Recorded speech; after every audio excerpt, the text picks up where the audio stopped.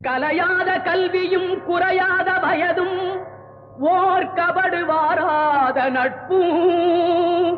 கன்றாத வளமையும் குன்றாத இளமையும் கழுபிணியிலாத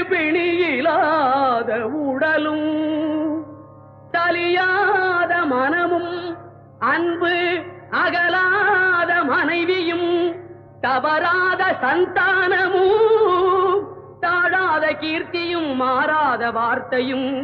தடைகள் வாராத கொடையும்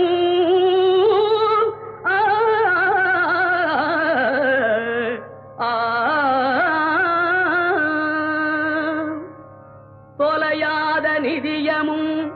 கோணாத கோலும் ஒரு துன்பமில்லாத